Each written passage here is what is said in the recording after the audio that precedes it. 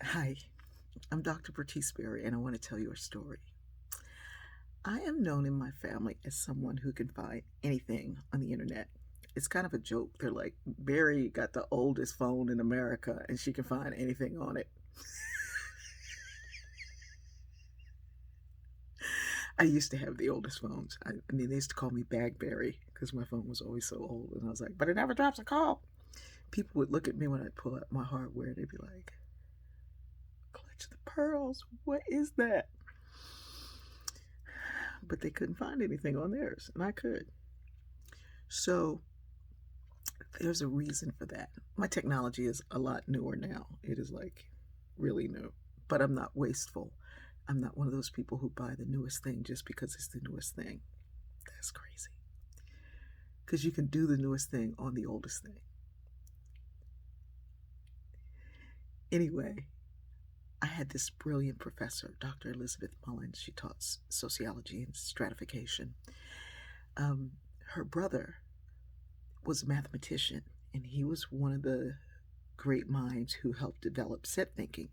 And set thinking is the thinking upon which search engines were developed and designed.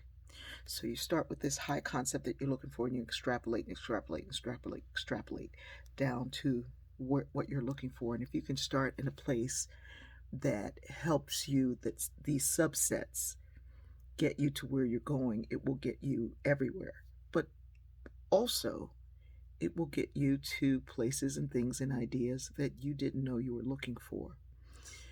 The difference between looking in a library for an article that you may be searching for and finding a search engine, finding it through a search engine on a computer is like night and carbon dated testing. But I did my dissertation back when they still had key punch cards. And if you understand key punch cards, you understand that I could have 5 dissertations written in the time that it took to do one. Anyway,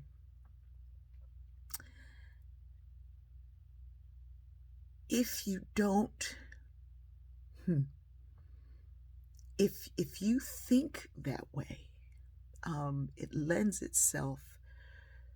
Let me say it this way. This is the way I want to say it. The difference between using GPS and a big trucker's atlas is you're going to get a direct route to exactly where you need to go. And sometimes if you're really hooked to the satellite, you'll know how to get around the traffic.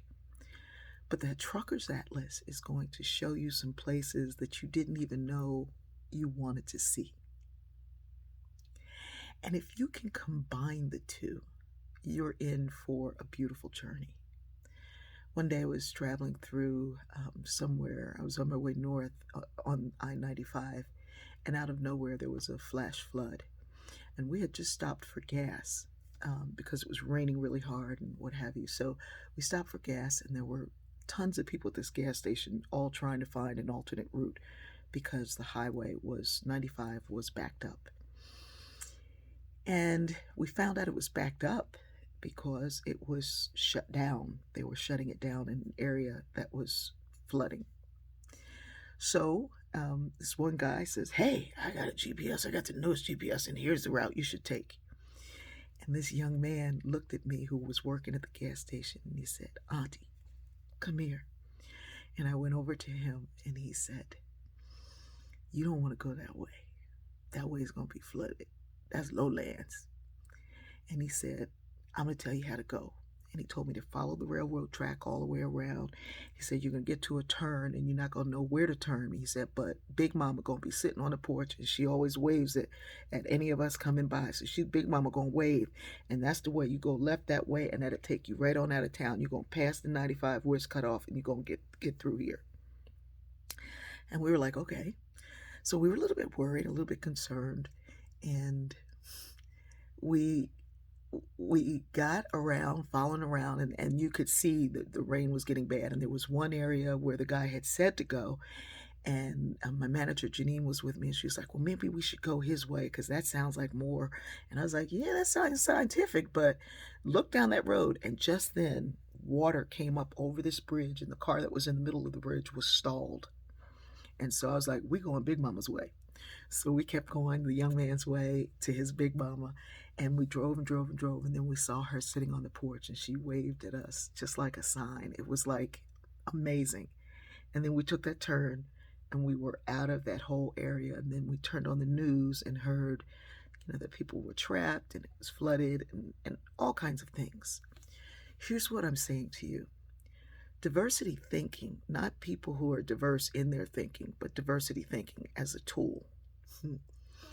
And those of you will know the difference of that. It will allow you to use some of those old tools or old ways that were wise and brilliant, along with new technology. It's not either or, it's both and. And when you can begin to wrap your mind around wisdom and technology, you move faster, but you also move wiser. I love you.